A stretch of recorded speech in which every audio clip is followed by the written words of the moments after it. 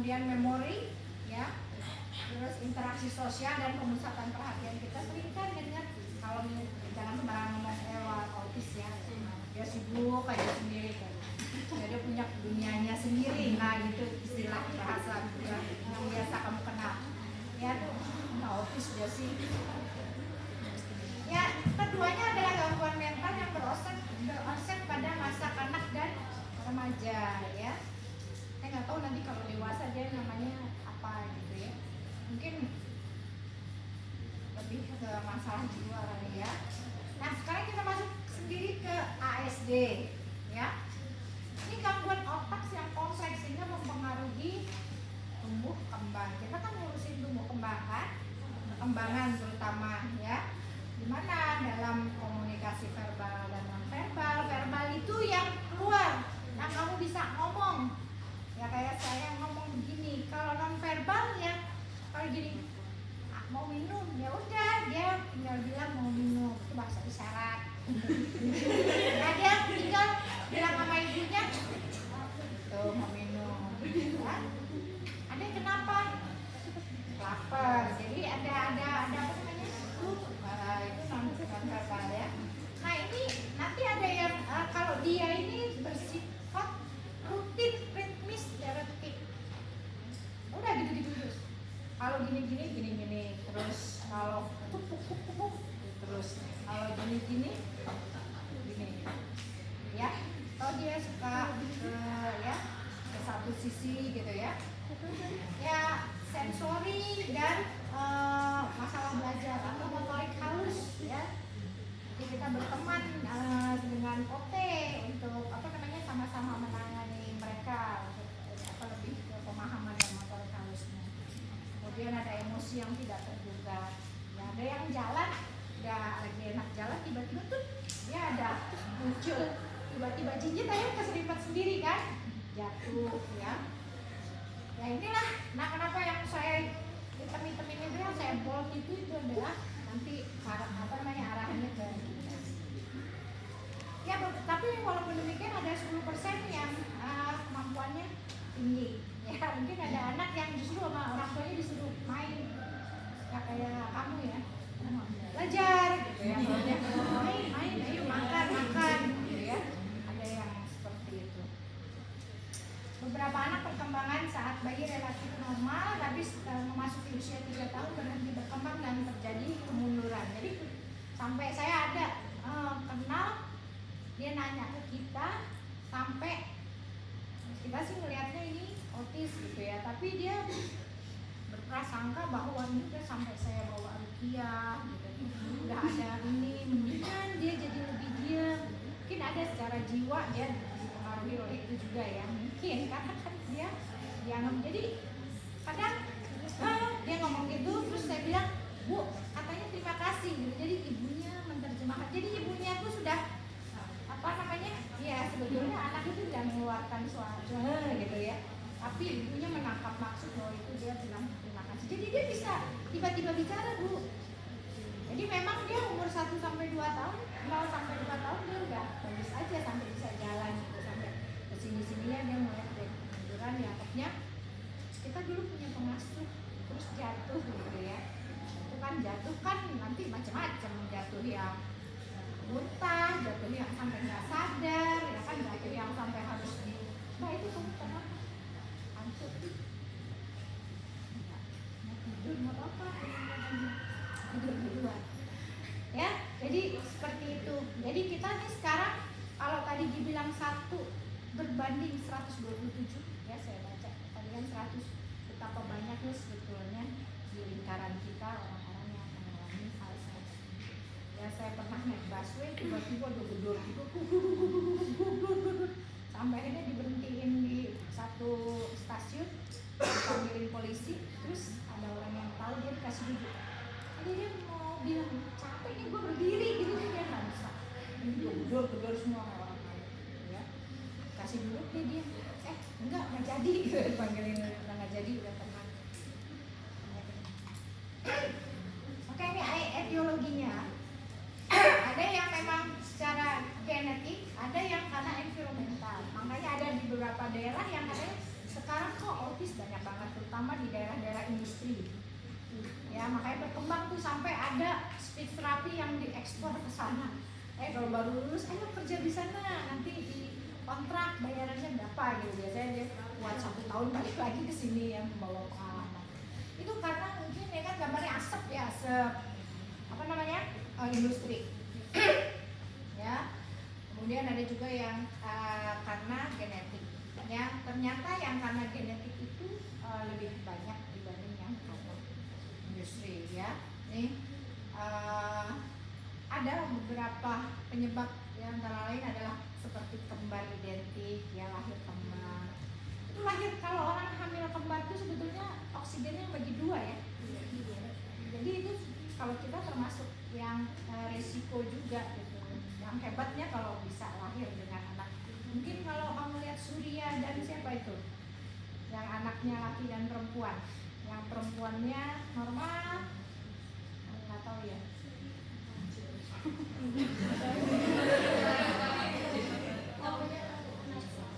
Satunya istrinya orang itu, orang Manado apa gitu. Anaknya 2, istrinya orang Manado. Dia namanya Surya siapa ya? Saya jadi lupa ya, dari zamannya saya kali. Mantan suaminya Dewi Sandra. Ya, anaknya 2 itu saya senang tuh dia ngikutin. Tapi anaknya bukan autis ya, bukan. Orang kan bilangnya dia autis, dia sindrom, ya bukan. Jadi ternyata memang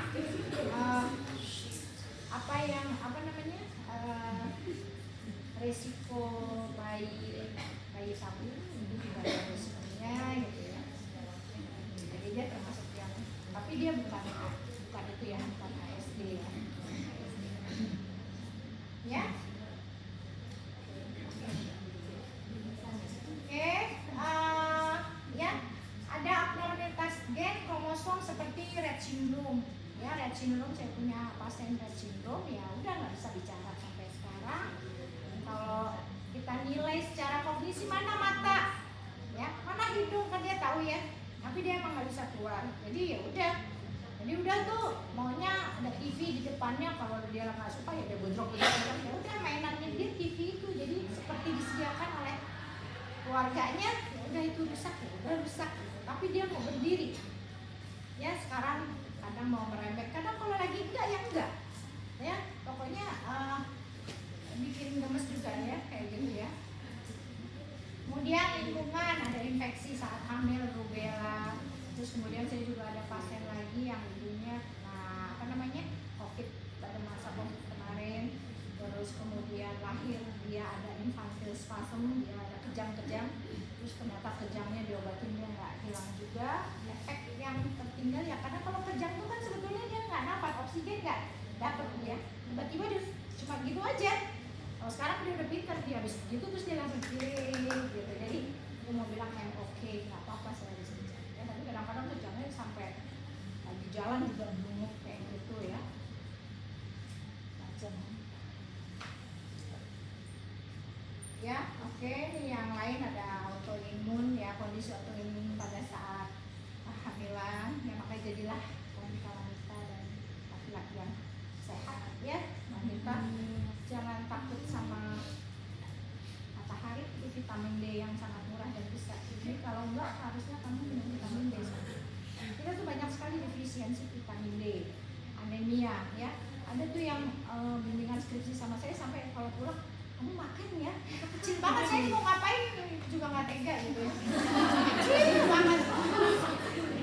Terus aku bilang gini, Bu, dia udah ada jodohnya, udah ada pacarnya Bu, nanti lulus dia mau nikah. Aduh apalagi mau nikah, saya bilang gimana, periksa dulu darahnya anemia enggak gitu. Jadi kamu sehat ya, termasuk makanan yang tadi gluten ya. Kenapa di Amerika tinggi ya? Karena Amerika kan makanan pokoknya roti itu gluten ya. Berapa waktu yang lalu saya ikut penelitian gluten pakai darah. Jadi karena ada orang Indonesia yang punya masalah alergi tidak teratasi, dibawa ke Singapura, ternyata dia masalah gluten, jadi alergi gluten. Oh ini orang Indonesia udah ada, akhirnya kita dapat hibah alat untuk itu. Terus kita diperiksa, jadi 500 orang yang mau gitu. Saya sih enggak, tapi tapi ada temen yang ini, tapi juga nggak bisa diatasi dengan apa-apa, maksudnya belum ada kelanjutannya untuk di Indonesia ya. Jadi dia kebanyakan dia benar-benar diet karbo ya, diet tepung, dia kurus ya, tapi akhirnya dokternya bilang ya jangan terlalu seperti itu. Begitu bilang jangan terlalu seperti itu, wah dia langsung makan lagi, jadi lagi gitu ya. Hati-hati, efek tato ya kalau orang diet terus jadi lagi itu.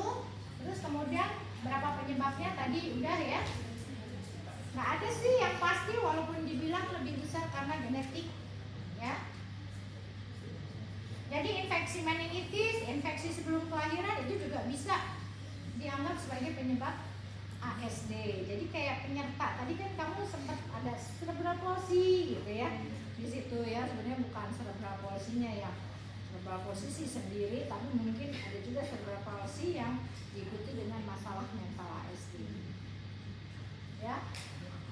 Terjadi pada semua kelompok ras, jadi nggak memandang ras mana lebih banyak, ras mana yang tidak ya. Tapi memang anak laki-laki di sini masih bilang 5 kali, tadi kan 3, sekian ya, atau sekarang ini banyak disebut 4:1, jadi 4 laki-laki 1 perempuan ya. Ini melibatkan otak ya. Kalau di MRI yang baru kelihatan ya, di situ ada yang berperan di sini. Nanti beda dengan ADHD ya. Kalau ini di amigdala, hipokampus ya, cerebellum. Cerebellum kan pusat apa? Jadi anak ini koordinasi dan keseimbangan problemnya ya, untuk anak ASD. Amigdala ya untuk proses emosi dan behavior perilaku. Amigdala mungkin kalau kamu sih belum ya, belum sampai ke sana.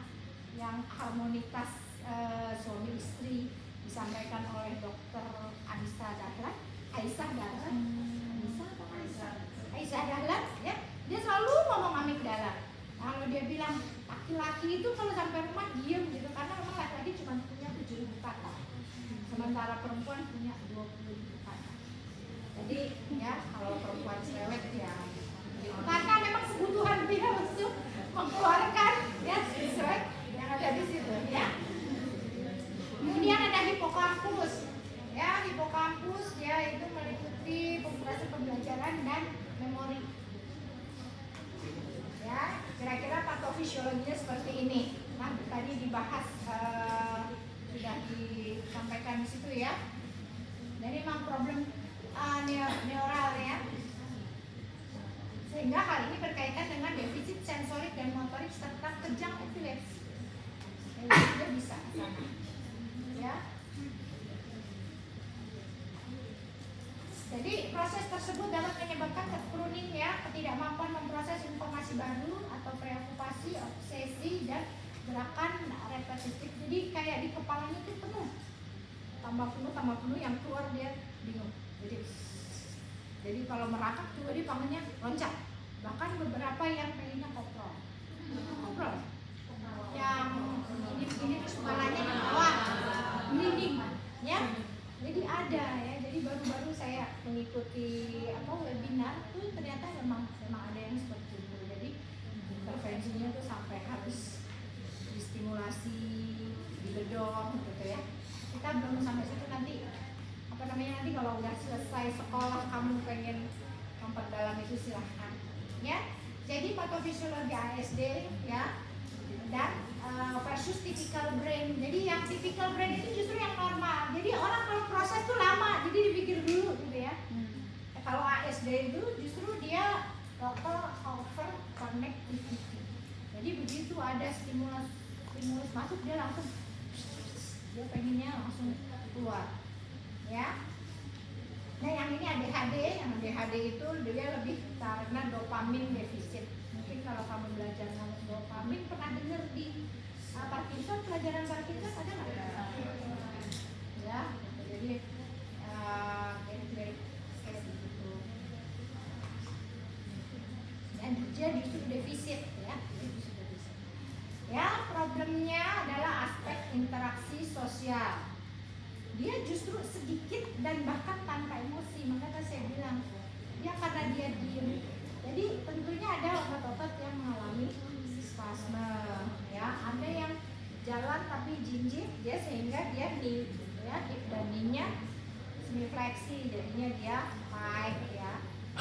Dan tanpa emosi. Nanti ini kebalikannya dari ADHD ya.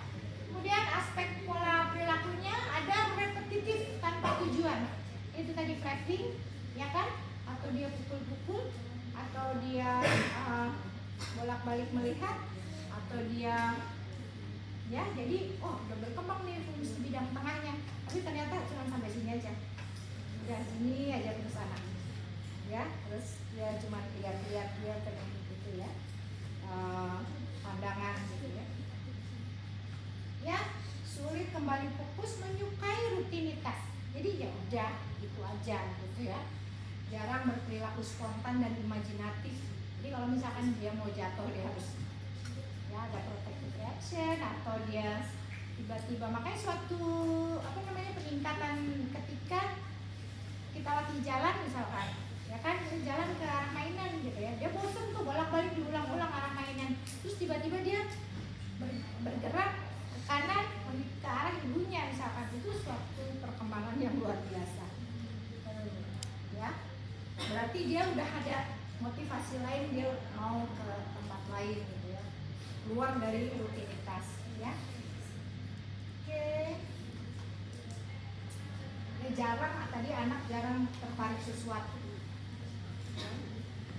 Gimana anak sedikit atau tidak ada pencapaiannya. Jadi saya kalau melatih ya kebetulan dia maunya ke arah kaca gitu ya, saya kasih makan yang tempel-tempelan sehingga dia kan dia tadinya no eye contact, terus kemudian selalu begini, dianggapnya dia nggak bisa lihat. Ternyata kalau saya kasih mainan di situ, dia berdiri dan mau berjalan ke arah sana dan dia bisa ambil.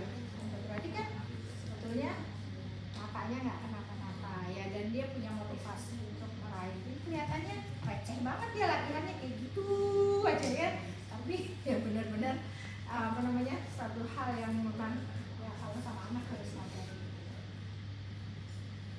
Oke. Gejala sosialnya ya memiliki masalah dalam eye contact dengan orang lain. Jadi kalau diajak ngomong ya dia nggak itu. Beda sama orang yang bohong ya. Kalau kita punya cowok nggak mau natap mata, nah dari mana kamu tadi? Enggak, biasa. Ya, atau langsung aja dilihat matanya, muternya lebih banyak dari biasanya. Tahu ya? Ya, masalah dalam menjalin pertemanan dan interaksi ya, dia memang gangguan sosial ya. Gejala komunikasinya berkomunikasi, tidak berkomunikasi dengan baik, mulai bicara pada usia yang lebih tua. Ketika berbicara ini dia bisa bicara aja udah luar biasa ya. Ketika bisa berbicara tidak menggunakan ucapan yang umum atau mengulang kata, frasa atau ekolaya atau mengulang dialog dari TV atau film. Nah, itulah screen time. Gitu dikasih itu keluarnya itu. Begitu dikasih begini ya keluarnya ubin-ubin yang ngomong ya. Itu aja gitu ya. Begitu ada kan yang anak-anak ngomongnya tapi ini ya keluarnya itu. Jadi memang bahaya sekali screen time ya. Ya, dan kalau yang bisa ngomong bagus ya dia mau pergi, mau minum, mau makan. Ya, saya dulu punya guru bahasa Inggris, dia sedih banget ya kenapa anaknya kalau pulang lagi ngeletekin temboknya dia tuh rumah lama yang batu-batu gitu ya, dia ngeletekin gitu. Berulang terus, ya ampun saya kan nggak bisa ngebangun rumah ini. Ternyata setelah dia pelajari sebenarnya dia pengen seperti orang lain yang rumahnya dicat. Jadi nggak mau lagi kuno yang pakai batu-batu tempelan itu. Rumah zaman dulu kan pakai batu-batu kan. Jadi begitu dia diganti dengan cat dia cuma bagus. Tapi dia sebetulnya itu yang dia mau. Kan kelihatannya dia kayak kamu hargai banget, dia bilangnya cuma bagus. Ya, ya gerakan gejala perilakunya gerakan berulang ya. Sensitif atau hipersensitif terhadap cahaya, suara, sentuhan, rasa. Jadi kadang-kadang matanya suka menghilang gitu. Memiliki ritual dan rutinitas ya, jadi ya gitu. Ada yang kalau latihan tuh pasti baru latihannya langsung ya kan, dan dia pengen ya seperti lihat WC ya kan kita ya bilang gitu ya. Tapi lama-lama triknya begitu dia udah mulai kayak gitu kita kasih mainan, terus dia langsung ganti ya. Ya, secara umum gejala klinisnya adalah ini: gangguan perilaku, emosi, persepsi sensoris, interaksi sosial, dan komunikasi. Ya, screeningnya ASD itu sebenarnya 18 bulan. Jadi kalau ada di buku SDUGTK, ya, itu screening di itu udah ada ya di puskesmas. Ya nanti kamu kalau misalkan ada yang bekerja di puskesmas, kamu harus bisa men-screening ini atau paling tidak anakmu sendiri kalau misalkan. Kan 2 bulan dia udah harus ingat ya perkembangan normal. Semua fisioterapi anak tuh mengacunya pada perkembangan normal. 2 bulan dia udah mulai terus dikajakin ngomong sama kita kan dia gitu ya, keluar gitu eye contact, keluar suara ya, alhamdulillah kalau begitu. Oke, jadi sebelum 2 tahun. Jadi kalau tidak ada frasa 2 kata pada usia 24 atau hanya mengulang kata atau suara orang lain, ya, itu kan biasanya 1 tahun gitu. Adik mau mana? Nah, ya. Ya, jadi adik umurnya berapa? Ya, cuma belakang-belakangnya aja gitu. Tapi itu 1 tahun biasanya gitu. Tapi kalau udah 24 bulan sebetulnya dia udah mulai kamu red flag lah ya. Ya, ini pemeriksaannya, pemeriksaan sistem saraf ya, ada nanti mungkin sensory profile, kemudian ada pencitraan, MRI, PET scan itu biasanya di itu ya, di dekat-dekat di tulang ya. Tes kesehatan mental, tes genetik untuk mencari masalah gen yang menyebabkan ASD. Oke, ini kira-kira nama konsep pembinaan tumbuh kembang balita dan anak prasekolah. Jadi apa sih masalahnya? Ya kan, jadi ada deteksi dini penyimpangan tumbuh kembang di tingkat tugas. Kalau tidak ada penyimpangan ya udah masalahnya pertumbuhan, mau kurus, mau gemuk, mau mikro, makrosefalus atau pendek gitu ya. Tapi begitu dia ada penyimpangan gangguan mental dan emosi, ya tentunya dia akan lanjut ke tumbuh kembang atau dirujuk ke fase yang lebih tinggi. Jadi stimulasi dini itu sudah boleh sejak awal. Jadi stimulasi dini itu kalau lewat ini kamu tuh sudah bisa di puskesmas melakukan stimulasi dini. Ya, stimulasi dan pemantauan tumbuh kembang di keluarga dan masyarakat dengan menggunakan buku KITA atau buku SDUGTK. Ya, ini buku SDUGTK. Kira-kira ya, jadi kalau KMME, kuesioner masalah mental emosional, kapan dia? 36 bulan, berarti 3 bulan ya. Terus kemudian kalau checklist for autism in toddler 18 bulan ya. GPPH, gangguan kepusatan perhatian ini adik-adik dia di 3 tahun. Jadi autis itu sudah bisa dinilai di 18 bulan. Saya punya pasien ini sebagai contoh pada ini ya, 2 orang tuanya tuh dokter spesialis ya. Jadi saya udah ajukan ini. Jadi orang tua tuh ada yang denial ya. Jadi ada yang bilang katanya selama dia masih ada kejang itu semua bisa terjadi, bisa apa aja. Tapi dia mestinya tahu karena lingkar kepalanya udah nggak naik gitu ya. Walaupun dia memang epilepsi ya, dia dengan Lennox-Gastaut syndrome ya. Jadi kejang yang tidak bisa disembuhkan. Tapi nggak mau dia periksa sini. Saya sebetulnya 2 tahun belum ada kata yang keluar itu udah benar-benar benderanya udah nggak merah lagi tuh ya, merah hati tuh ya, udah hitam boleh ya. Terus sebenarnya saya udah bilang, jadi harusnya carilah terapis bicara yang lebih arahnya nanti ke bahasa reseptif. Sekarang teknologinya udah tinggi, ada speech therapy yang sekolahnya sampai di Amerika sana ya, gitu ya, sampai dia kesini loh. Jadi dia udah punya kayak iPad gitu, kayak tag gitu. Jadi anak itu kalau nggak bisa ngomong dia tinggal tunjuk jadi ngomongnya dari sini.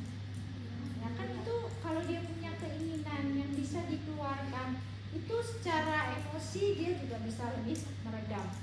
Jadi anak-anak yang speech delay tantrum biasanya ya, termasuk screen time mungkin bangun juga ya. Ini macam-macam ya, ada baby cat ya. Ini nanti kalau kamu mau skripsi, di skripsi bimbingan saya ada yang pakai pediatric balance care, pakai DVA. DVA itu pemeriksaannya cuma dia diputar begini, apa yang terjadi dengan dia, hasilnya apa, terus kemudian pakai sensory profile ya. Ini kayak begini-begini, ini nanti toolsnya banyak banget. Ini biasanya diperlukan kalau kamu mau skripsi. Udah siap-siap ya skripsi ya. Teman kita kan tinggal 3 kali lagi.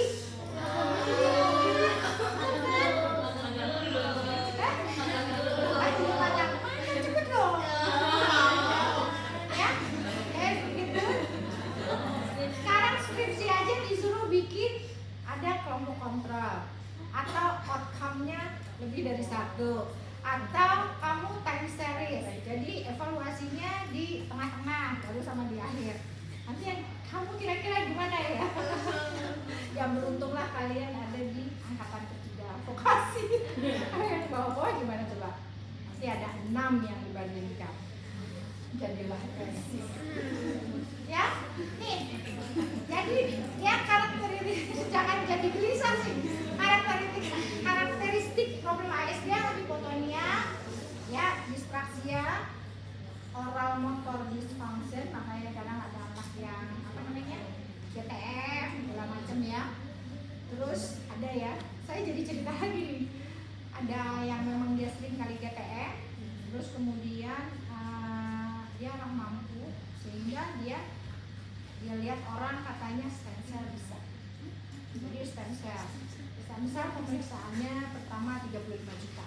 Habis itu pas mau suntik lagi untuk 5-6 kali series, kalau sekali datang 100 sekian hampir 200 juta, atau kalau mau bikin sekalian boleh 500 juta.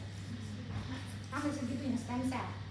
Ya, antara lain adalah suntik awareness. Ya. Jadi anaknya sekarang jadi pertama lebih mau makan, ya. Terus kemudian ya adalah dia yang kalau dia ketawa. Jadi ada connect, maksudnya dari yang dia dengar, terus bikin dia lucu, ya. Kadang-kadang jadi nggak bisa berhenti, itu saya diem dulu, saya kasih yang lain, gerakan yang lain. Ya, nanti mamanya tuh kan ngerti gitu ya, kalau datang tiba-tiba karena mamanya tuh pengen dapet ketawanya itu anak kan. Karena dia kan kalau enggak bengong aja, diem aja, ya, kayak gitu, ya. Jadi segitunya, ya. Jadi benar ada hipotonia, ya, gerakan motorik yang sering dilakukan, ya, clumsiness. Jadi kayak apa namanya gerakan yang salah, kayak misalnya itu tadi kayak lagi jalan gitu tiba-tiba dijendulin begitu kan dia jatuh kan, ya. Atau kurangnya eye hand koordinasi. Eye hand koordinasi ya, eye hand koordinasi. Ambil. Atau nggak perlu lagi pakai eye, tapi saya tahu dia. Jadi saya cuma lihat gitu, terus saya lihat ke sana, saya ambil. Bisa. Gangguan postur dan balance, ya, dan gangguan pola jalan. Ya, pola jalannya jadi kaku gitu. Oke, ini visual, auditory, pengecapan, penciuman, taktil, itu sensory integrasi. Ini sensory integrasi. Ya, kalau dia kurang dia akan mencari, kalau dia lebih dia cenderung akan menghindari. Ya, kalau yang pasien saya melihat sesuatu dia langsung, ya, jadi dia pengen gigit, pengen apa namanya, lihat apapun. Jadi jalan ya udah pokoknya jalan ke sana, dia senang ke arah tempat tidur. Jadi baru ketemu ujung ininya dia gigit, ya. Mamanya sampai nggak mau melihat saya melihat latihan dengan saya, karena dia kan, aduh kenapa sih sampai merangkak belajar, ya udah umur 3 tahun rembetan aja belajar, ya. Ini itu makin membuat kita bersyukur sih, ya. Oke, peran fisioterapinya yang menggunakan strategi latihan gerak untuk mengembangkan kemampuan fungsi motorik kasar dan motorik halus pada anak. Ya, ini treatmentnya, ya, ada behavior change program. Ini banyak ya kakak alumnus dari sini yang sekarang berkecimpung di dunia autis sampai dia mengajarkan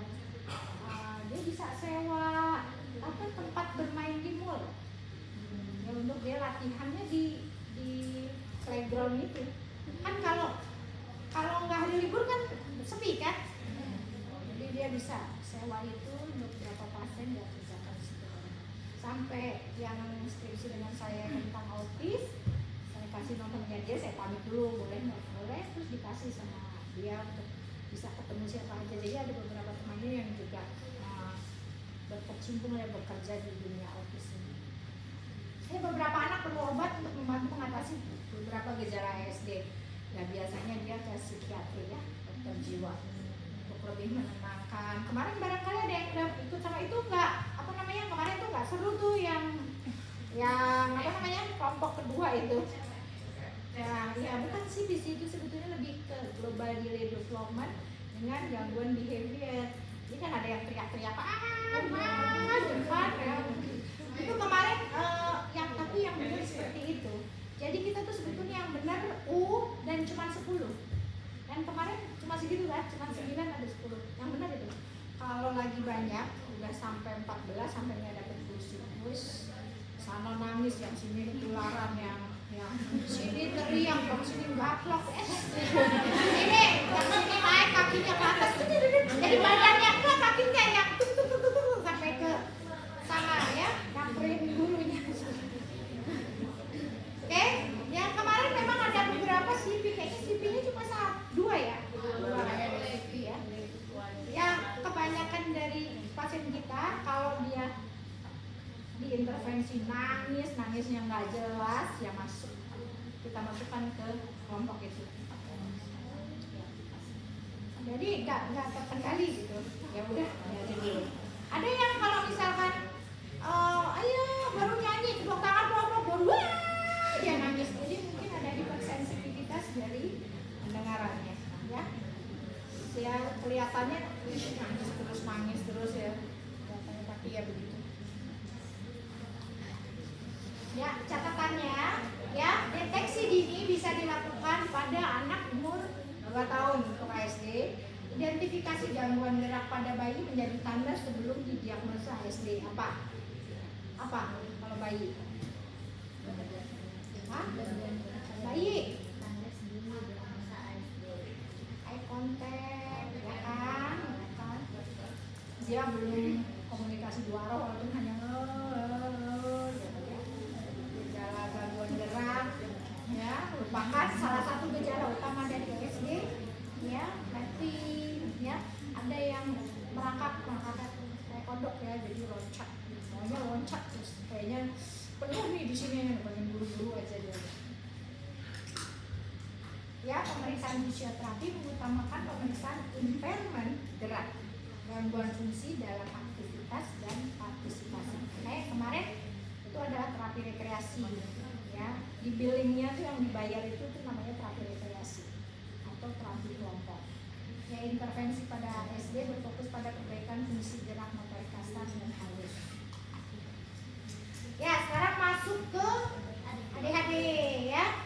Kadang pemusatan perhatian ya diduga berkaitan dengan gangguan pola dan aliran listrik otak atau gelombang otak. Jadi semuanya sebetulnya melibatkan otak. Ya, sugar rush itu dianggap mempengaruhi perilaku hiperaktif. Jadi kalau anak mulai nggak bisa diem ini biasanya kita kasih tahu susunya apa. Coba diganti dulu dengan susu yang apa namanya? Kalau glukosa ya kayak gitu ya. Jadi tepungnya dikurangi ya, kan ada yang tepung sekarang free gluten ada ya. Kemudian ya ini kalau dia hiperaktivitas atau impulsivitas, berlari, memanjat bukan pada tempatnya, bicara terus, tidak mau ngantri, mudah bosan, mudah merasa marah. Siapa tuh? Kalau ini nggak terkendali ya, sama kamu yang ADHD ya. Ya gerakannya nggak bersifat lucu, jadi nggak ada gerakan yang begini nggak ada. Ya udah, main aja biasa, mau lewat langsung plok. Nah, ya.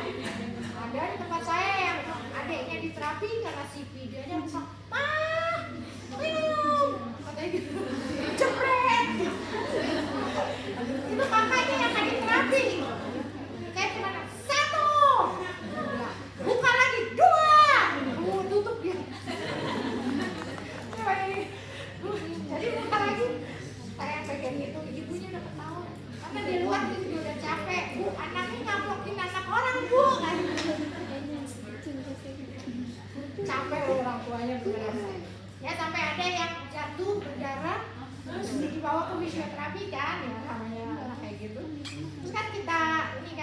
kompres, terus kan kita punya oil yang bisa menghentikan perdarahan lah sementara, kita kasih.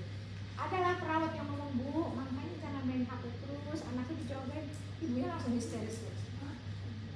Semua menyalahkan saya, kalian nggak tahu saya betapa capeknya saya urus dia, saya sumpahin kamu, punya anak seperti dia.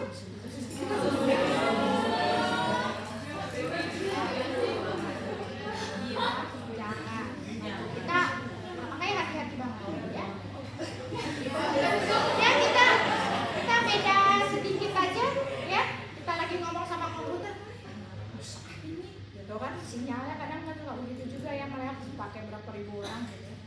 Dia dengar ibunya mencak-mencak, langsung saya viralin ya, terserah viral, benar. Ada yang viral. Ya pasti udah tahu, masuk di TikTok viralnya ya, tadinya nggak punya gitu. Ada yang nonton begitu memviralkan itu perawat di tempat kita, dia lumayan dia dapat itu banyak. Iya, ya, jadi mau diapain nih orang nih? Dan kebetulan sebenarnya itu perawatnya yang paling dekat dengan anak-anak gitu. Ya dia udah capek kan dari situ. Balik ya kan, kalau BPJS kan kemana dulu sampai besar itu capek. Sebab begitu kan kita kalau capek kita tumpahkan ke orang lain ya, atau ke tempat lain, atau ke orang yang lebih lemah dari kita. Ya percaya, adik kamu. Ya, kamu dimarahin sama bapakmu, ya kan? Jadi orang yang lebih lemah dari kamu dizolimi sama kamu. Oke, tadi udah ya. Ada 3 tipenya. Ada yang mudah gelisah, ya. Ada yang dominan, inaktif, inatentif, ya. Sebetulnya abis ini ada tuh sama yang marketnya yang tadi bola. Yang tadi disampaikan sama kelompok yang tadi kan, saya presentasinya tuh yang punya saya itu nggak cocok, jadi saya nggak. Ya ada yang hiperaktif dan impulsif, itu yang introvert. Oke, gejalanya sama, gejala interaksi sosial, ya. Kemudian aspek perilaku, kemudian mudah bosan. Area yang disukai adalah area yang anak bisa melakukannya, memiliki kemampuan kembali fokus, masih bisa ya, belajar juga masih bisa, dan kedepannya dia misalkan terus jadi pinter itu juga bisa. Nah, karena pinter itu stimulasi ya, dapat berlaku spontan dan imajinatif ya, imajinatif dia bisa aja dia bikin segala macam gelas, ada airnya, terus dia tuang di atas keyboard. Imajinatif tuh dia. Imajinatif, dia kan melihat airnya mengalir dari sela-sela keyboardnya. Tapi salah. Ya, antara lain penyebabnya adalah kelahiran prematur. Ya kan itu semuanya belum siap. Apalagi kalau udah prematur, masuk ke dalam neonatal. Minggu depan kita belajar neonatal. Jadilah harusnya dia kan ditimang, tidur, tenang, bayi gitu ya di rumah, nyanyi musiknya. Begitu dia dirawat ini tuh yang sama bunyi tut, yang di sini habis makannya tut. Di sini dia saturasi tut. Nah, jadi itu juga mempengaruhi. Ya, selain hal-hal lain. Oke, ya dia ada di frontal lobe, problemnya di parietal lobe ya, dan cerebellum sama ya, jadi hampir gangguannya keseimbangan koordinasi ya, visual, spasial, informasi bagaimana mengekspresikan ruang gitu ya, kontrol atensi ya, dan tahanan distraksi, mudah banget distraksi. Ya, ini tadi network dari dorsal dan ventral, kayak untuk atensi ya, untuk visual, untuk bergerak ya. Ya ini sebetulnya gray areanya si ADHD dan autis ya, gampang tinggal cari aja. Ya, kreatif mungkin sama, ada autis yang sangat pintar ya. Kemudian ada neurodivergence, terus kemudian ada apa namanya stemming atau fidgeting, jadi dia seperti gelisah ya. Cuman kalau yang ini mungkin gelisahnya langsung nggak bisa diam, nggak bisa duduk, dia langsung diri ya. Kalau anak autis mungkin pokok gitu ya, pokok kan ya, atau enggak ada orang ngobrol tiba-tiba dia pencet ya. Kemudian disregulasi ya, jadi dia bagaimana pengaturan emosinya juga tidak bisa. Oke, gangguan motorik 45-65% kemungkinan mengalami gangguan koordinasi ya, keseimbangan dan keterampilan motorik yang buruk ya. Ada anak yang jalannya apa jinjit, ya udah saya bilang jinjit sih nggak apa-apa ya, tapi maksudnya tapi ternyata kalau ADHD lebih lumayan ya, walaupun jinjit dia lebih bisa stabil dan lebih cepat jalan dibanding ASD. Nah, tulisan tangan kurang terbaca siapa? Manual yang ya, ada kemarin mahasiswa yang apa namanya laporan kasusnya tulisannya kecil, tapi benar-benar kalau pakai kaca pembesar tuh benar tuh. Maksudnya kan ada ya. Enggak, kalau kecil rapat kan ada ya, kecil rapat gitu kan, dia enggak rapi tapi kecil banget sampai maju ke saya ngomong aja deh, saya bilang. Jadi saya tanya pasiennya apa keluhannya, terus orang tuanya dulu waktu hamil bagaimana, proses melahirkannya bagaimana, udah ngomong aja, mendingan ngomong, saya nggak bisa lihat tulisan dia ya. Jadi bukan kurang terbaca, kalau dia nggak bisa kebaca karena terlalu kecil ya. Ini problemnya dari sosial komunikasi, kemudian ada repetitive behavior juga ya, sehingga dia menyebabkan juga gangguan motorik ya. Obat-obatannya ya, kalau ADHD dopamin dan noradrenergic system ya, bentuknya methylphenidate ya. Side efeknya untuk motor skill ya, kemampuan motor ya. Terapi lainnya behavior terapi yang kemarin kita termasuk salah satu behavior terapi ya. Benar-benar kamu kalau habis ini profesi terus kamu mau mengembangkan ini silahkan, bagus banget, banyak banget kan sekarang anak bagus ya. Behavior terapi sekarang, terapi kelompok yang kita punya itu udah jadi role model sampai dijadikan role model Depkes ya. Jadi dari kawasan barat tuh Sumatera, Jakarta, terus Bandung dan sekitarnya itu belajar ke kita ya, difasilitasi oleh Kemenkes. Jadi macam-macam pembelajarannya, termasuk melihat jadi selama saya kerja di sana itu udah dari awal sudah dirancang. Terus kita udah pernah punya taman ya, sebelum dibangun menjadi kiara yang indah dan lucu itu kita ada bukit, ada apa segala macam, kita mainnya di luar. Kayak, jadi terapi kelompok kita itu udah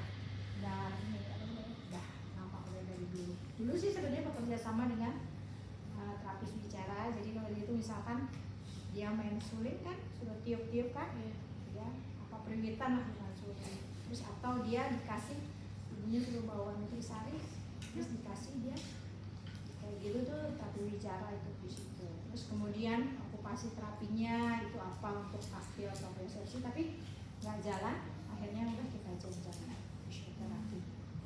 Itu satu anak 250.000 BPJS tapi ya. Iya, itu BPJS.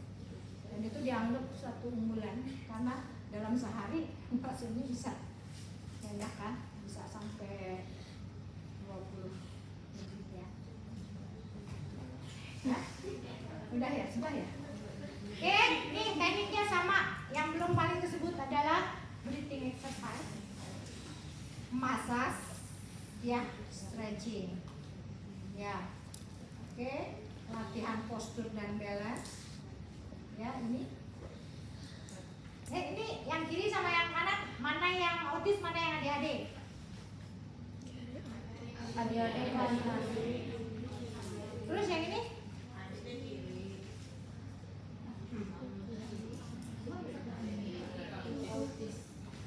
Ini bisa jadi dua-duanya normal ya.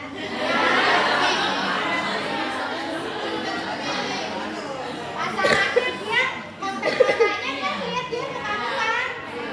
Yang jelas yang ini enggak ya. Yang sana mungkin gangguan keseimbangan. Oke, perbaikan pola jalan. Ya tadi beberapa gambar kita ada juga di tempat teman-teman kalian. Ini perbaikan pola jalan. Yang tadinya jingit di sana dibikin bagaimana supaya kakinya selebar bahu pada saat berdiri, kemudian diaktifasi untuk core-nya sehingga dia menapak pada keseluruhan kaki dan sampai dia berjalan. Oke, yang ini physical exercise. Ya ini bagian dari yang kemarin kita lakukan. Kita yang ikut ya, yang ikut kemarin. Ini pedoman aktivitas sudah bisa dibaca ya. Ini 60 menit, makanya kita kemarin pakai 60 menit ya. Dan ada teknik sensori integrasi. Kira-kira seperti ini ya. Oke, boleh hidroterapi, treadmill, akuatik dengan aerobik, static bicycle, fitness training, dan high intensitas aerobik. Ada tadi nih gambarnya. Ini juga kontaknya bagus ya. Yang sana juga. Oke, selesai. Kita masuk ke